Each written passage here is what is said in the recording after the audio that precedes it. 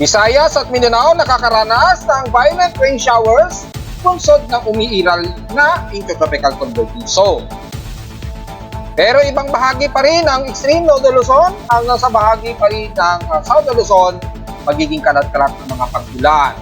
Pero Central Luzon hanggang Metro Manila medyo katamtaman pero maulap ang maghapon.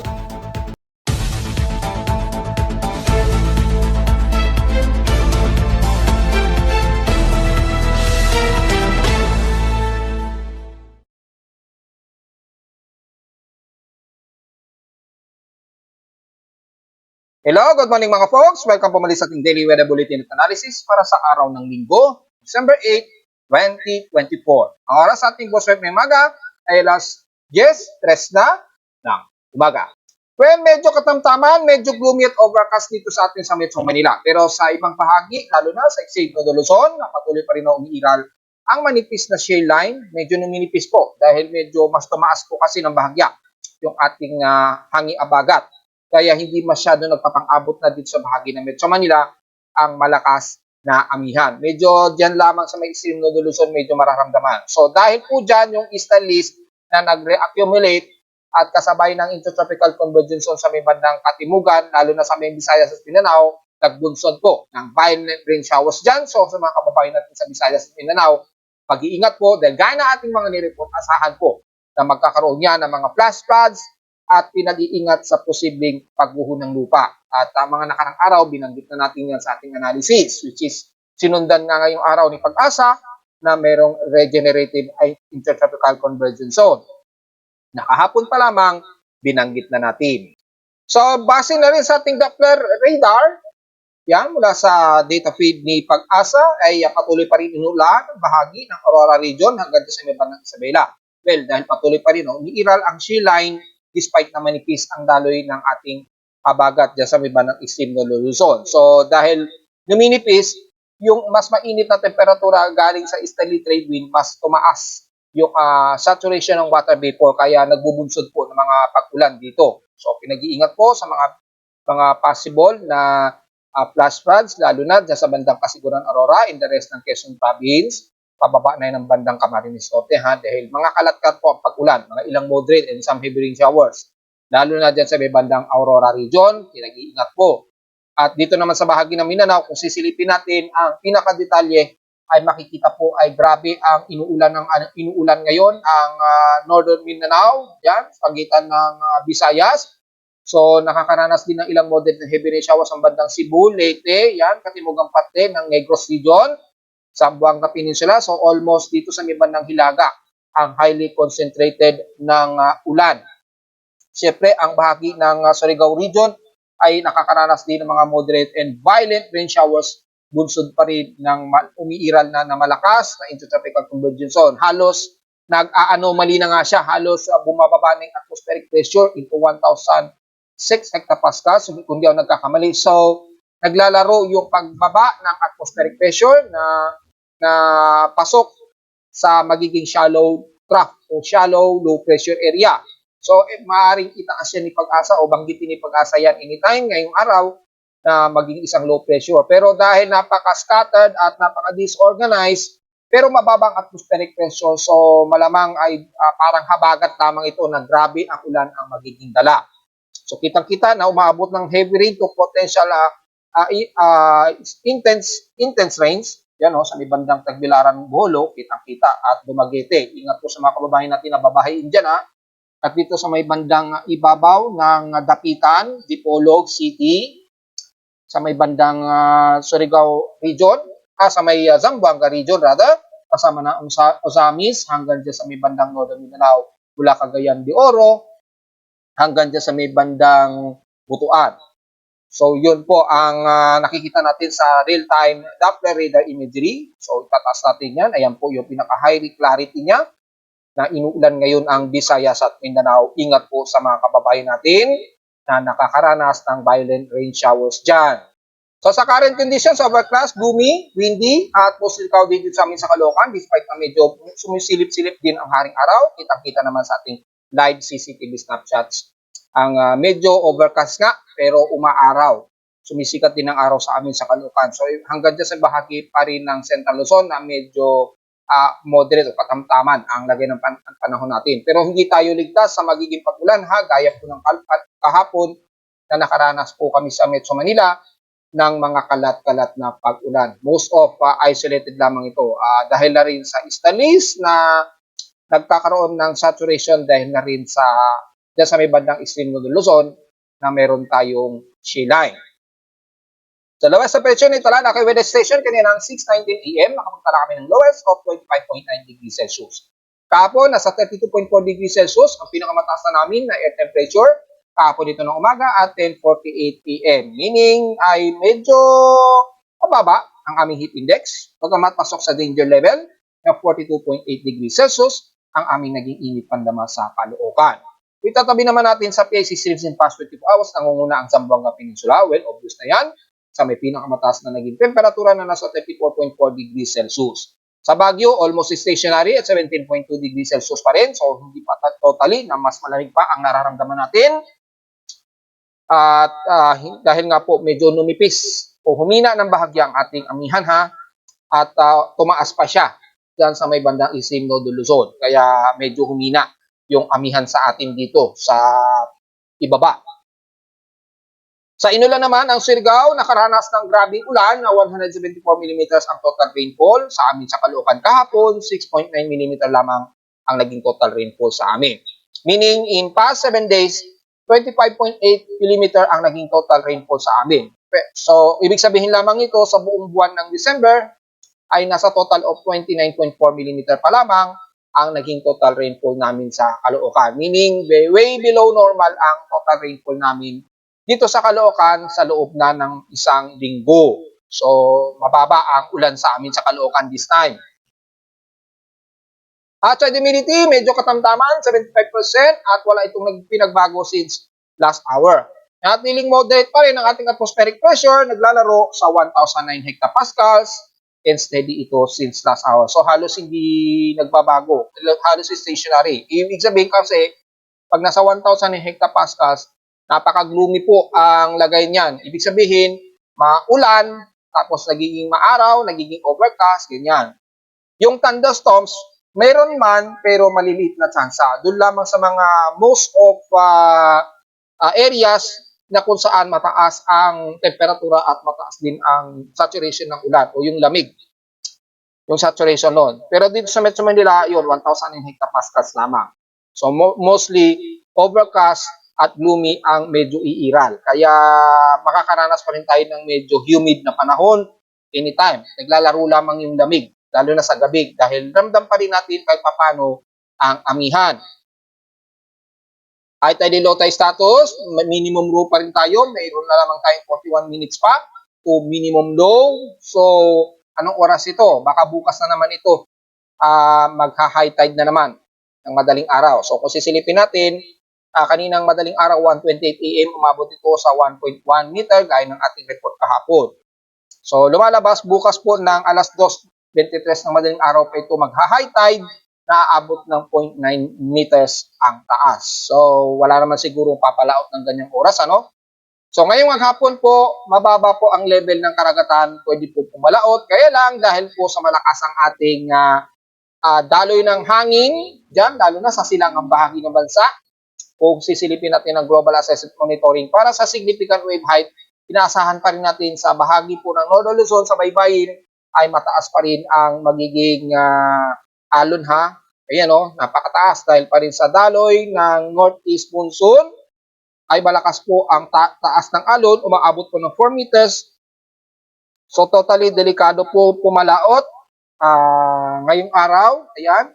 Maabot po ng 2.5 meters to 4 meters ang taas ng alon dyan sa bahagi ng Babuyan Island at Batanes Copap Islands.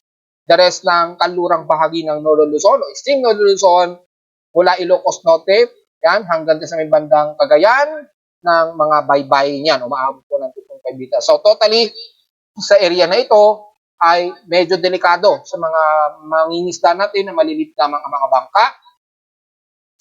Maging dito sa bahagi nga po ng silangan ng Southeastern Luzon. Mga umaabot pa rin ng 1.25 meters ang taas ng alon. So, delikado po pumalaot Dito naman sa may bandang Extreme Luzon, kahit mga moderate o medium sea crabs, grabe po ang alon dyan, ay medyo delikado po. Kahit mga medium po ang mga bangka ninyo, kung maaari, restrain muna tayong pumalaot, lalo na sa may bandang West Philippine Sea.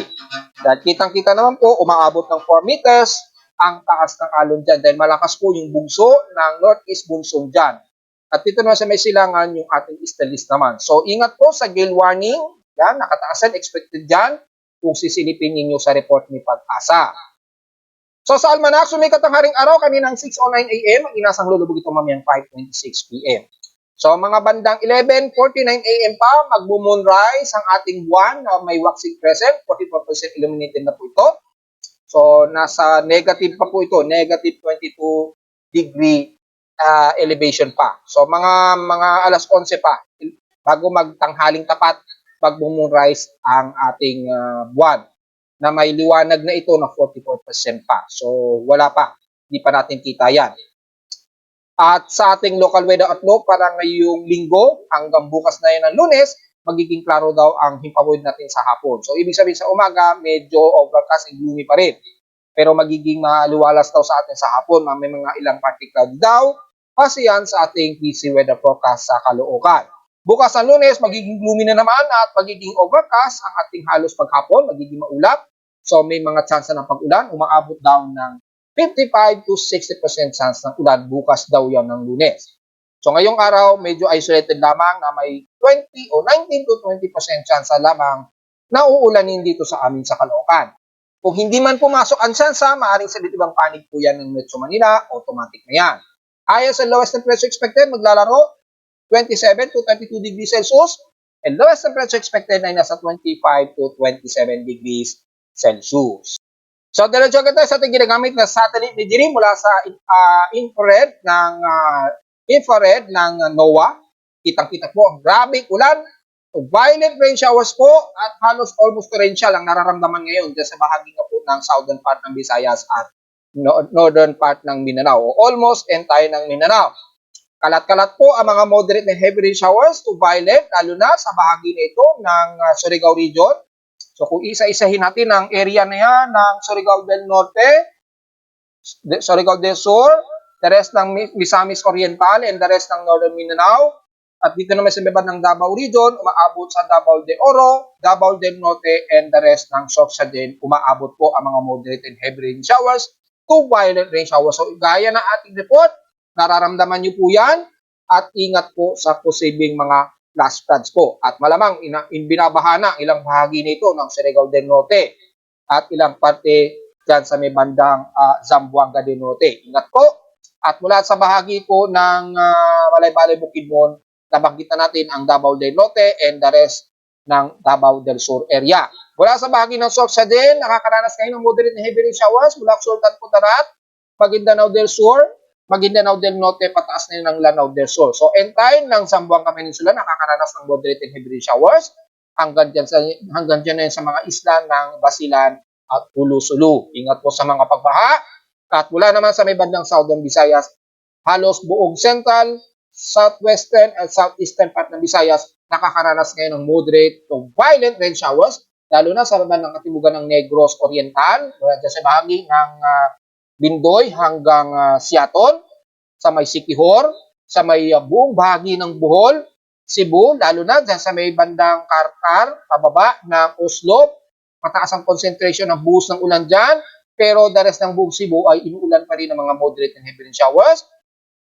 Southern Leyte, lalo na highly concentrated ang bahagi nito ng bandang Liloan, pataas na yan ng Baybay, and the rest ng buong Tacloban at Ormoc. Nakakaranas ng mga ilang moderate and heavy rain showers ngayon ang umiiral. Siyempre, ang Eastern Samar naman, mula bandang Gian Eastern Samar, pataas na ng bandang Borongan, nakakaranas ng moderate to violent rain showers ang area ng bahagi na yan, ng Borongan hanggang Gian.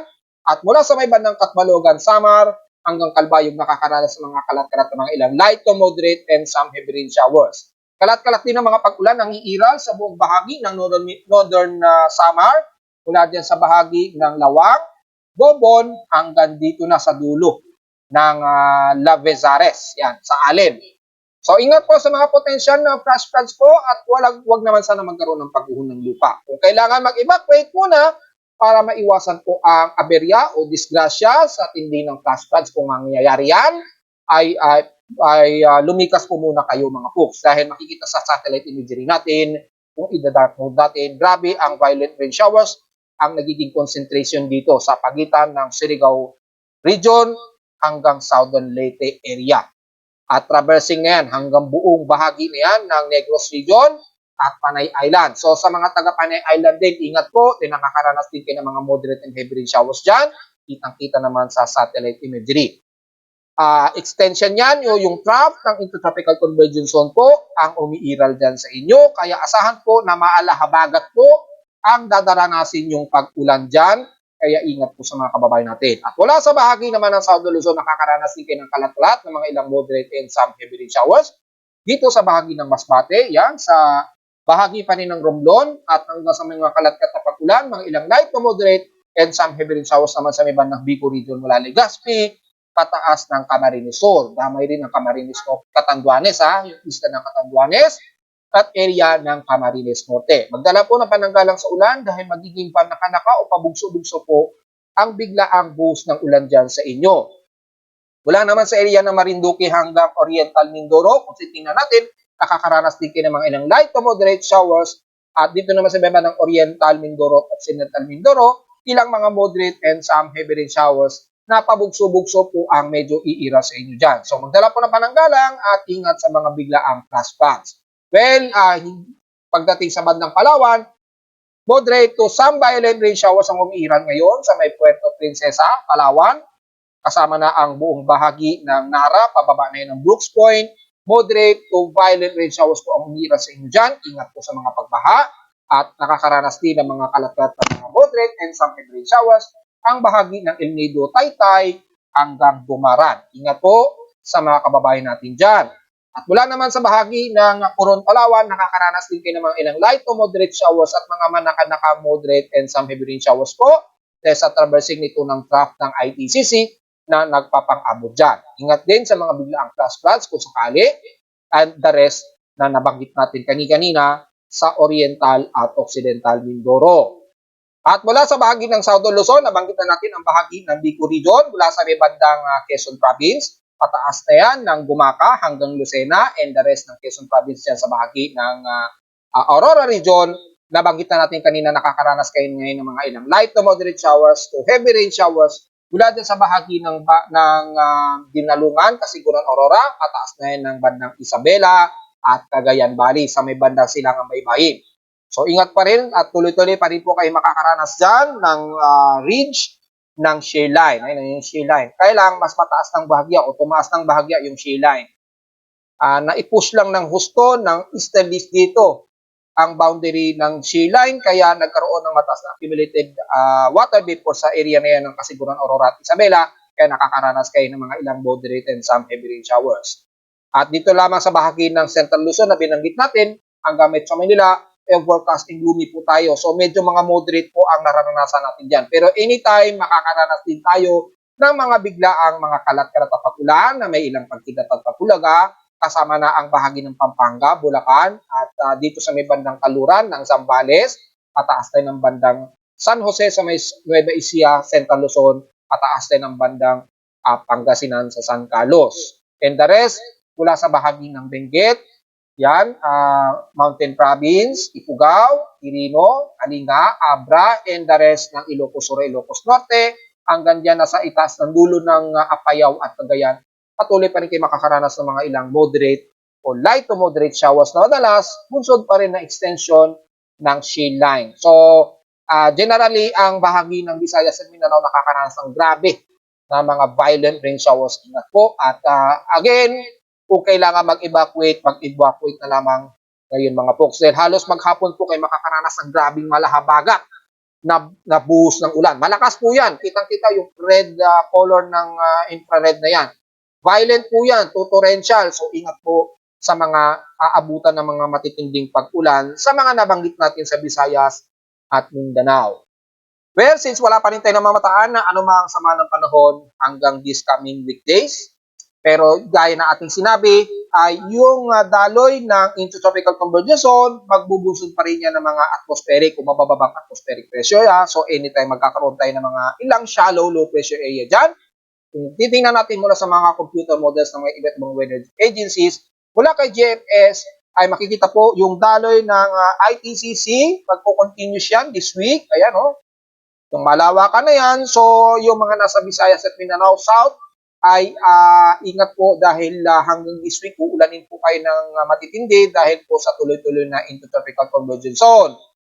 So kung mataas na po ang pagbaha sa area ninyo dyan, mag-evacuate na po dahil hanggang this week po ay patuloy pa rin kayo uulanin dyan dahil po sa daloy pa rin ng ITCZ, ayon yan kay GFS, wala pang latest CECMWF, so bisitahin nyo na lamang maya-maya. Kay NABGEM naman ay ganun din, ITCZ din ang umiiral na mostly magpapaulan sa bahagi nga po ng Southern Visayas at Mindanao area. Yan. So, yung trough na binabantayan natin na shallow low pressure area ay once na nakarating nga po yan sa may bandang Mindanao, maaring magdudulot lamang yan ng grabing mga pag-ulan. So, yun lamang ang magiging concern natin. Pero yung magiging bagyo, gaya na ating mga report ng nakarang araw, pababa ang tsansa. Dahil wala namang mataas na confidence na ipinapakita ng mga computer models. O, wala. Puro ITCC lamang at yung daloy pa rin ng northeast monsoon na magde-develop ng shield line sa pagitan nito ng bandang Luzon o Northern Luzon to Southern Luzon na magpapaulan naman sa ilang bahagi ng Northern o Northeastern Luzon na maaaring umabot sa bahagi ng Metro Manila at Southeastern Luzon. So wala tayong nakikitaan dito na anumang pamumuo na tropical wave o anumang bagyo sa ngayon. So, yung forecast na magkakaroon lamang ng shallow trough na magpapaulan, yun lamang ang magiging concern embedded ng intertropical convergence zone. Wala naman sa ating global spectral model, courtesy of Japan Meteorological Agency at Pag-asa na joint force ang kanilang processing na nakadikabit sa ating webpage at nakikita natin in running real-time animation ay patuloy pa rin na may mga shallow trough na na-develop. Well, normal yan dahil nga po kapag nag-embed ang intertropical convergence zone, parati talagang merong nagkakaroon ng shallow, low pressure area. Generative talaga ng mga bagyo ang ITCC. Normal po yan. Depende na lamang yan sa pinaka-alof niya o yung vertical o yung steering environment kapag mas tumaas ng husto. Sa ngayon, medyo mahina at manipis pa yung mga alof ng mga circulation na ito. Kaya madalas, shallow trough lamang ang inaabot nila. So, yun lamang ang magiging problema sa may bandang Mindanao at Visayas na maggrabing mga ulan ang dadaranasin nila. So far ay amihan lamang nakikita natin dito, Stellis at yung ITCC. Yung tatlong weather systems pa rin yung magiging problema natin ito sa ngayon hanggang pagdating na ng second week yan ng December. So sa ngayon, wala pa tayong mababanggit na anumang low pressure area o active low pressure area hanggang this week. So abang-abang pa rin mga folks, maging sa ating mean sea level pressure, gaya ng ating report kahapon at isang araw, pababa yan hanggang 1,008 to 1,006 hectopascals. Yan. Kaya nagkakaroon ng medyo shallow trough ngayon sa bahagi ng Mindanao. Kaya nakakaranas tayo ngayon ng matinding violent rain showers na halos investive o halos sa nagiging low pressure area na siya. Halos lang hindi pa siya significant active na low pressure area. So, anytime posibleng itawag yan na shallow low pressure area ni Pag-asa o mahinang low pressure area. Kasi nga po, grabe ng mga ulan na naranasan ngayon dyan sa bahagi ng Mindanao. At 1,006 hectopascal. So, shallow trough lang talaga. Kasi rito, ayun, kitang-kita naman yan mga folks.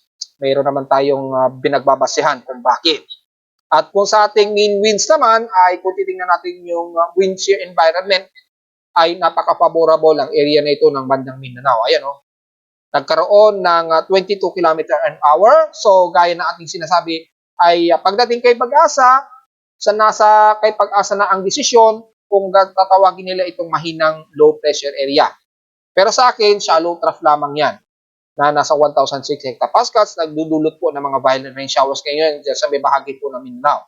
Dahil mataas naman yung favorable, pero naglalaro nga lang sa 18 km to 22 km per hour. At yung area na yun sa may bandang silangan ng Mindanao ay very favorable naman siya. Ayan, malawak yung favorability ng kanyang pinaka-steering o shear environment. Kaya tayo nakakaranas dyan ng maggrabe na pag-ulan. Pero wala naman tayo nakikitaan na nagkakaroon ng upward low alof na bunsod po na magiging isang aktibong invest.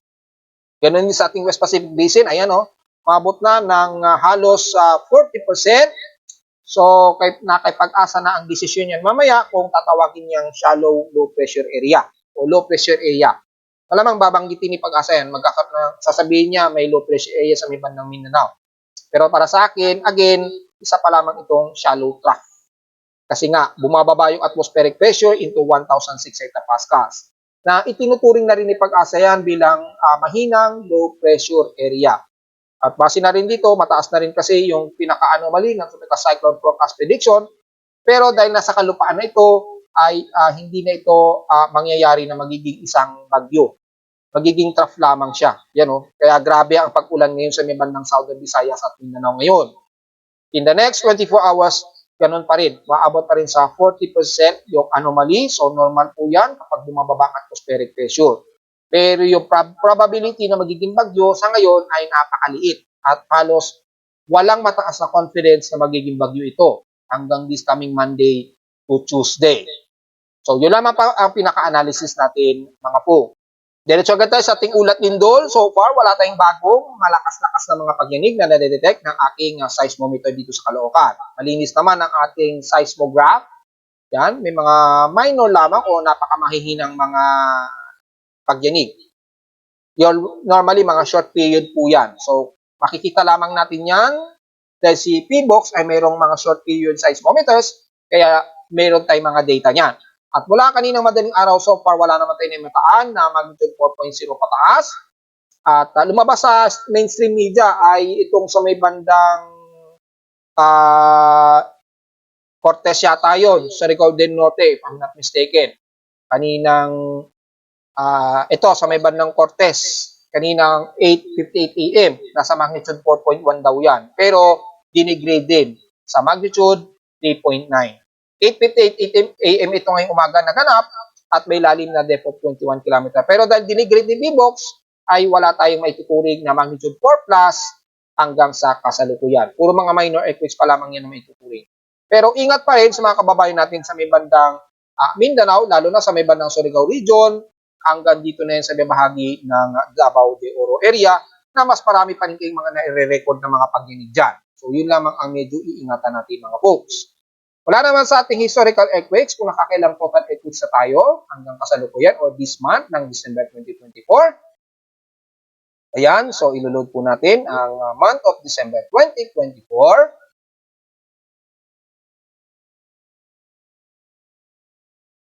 So, nasa total of 239 earthquakes na po tayo. 227 dito is magnitude 2.0 pataas, 10 sa magnitude 4.0, so konti pa lang.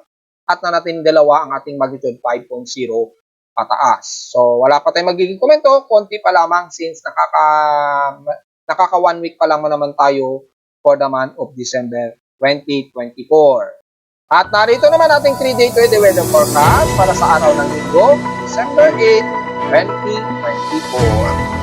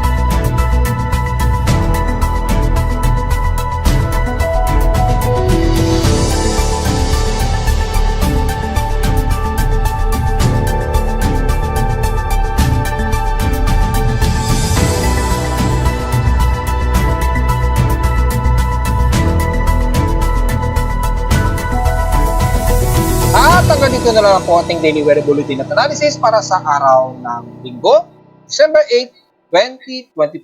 Huwag po kalilimutan na mag-like and subscribe po sa ating YouTube channel at visit lamang anytime sa ating website bukod sa aking Facebook page at sa www.pimoweather.com para sa iba pang detalye na gusto nyo malaman na hindi natin naisama ngayong umaga. Well, stationary lamang, lumakas lamang yung ating intertropical convergence sa may bandang katimugan ng bansa. Kaya pinag-iingat po ang lahat sa Visayas at Mindanao area ngayon. At visit naman sa ating website sa gusto malaman pa rin ang pinaka-detalye ng dynamic events mula mismo sa reading ng aking aparato sa Caloocan at sa data feeds mula sa iba't ibang weather agencies. Maraming salamat po mga folks at mag-iingat po sa mga kababayan natin sa Katimugan at magandang umaga po sa ating lahat.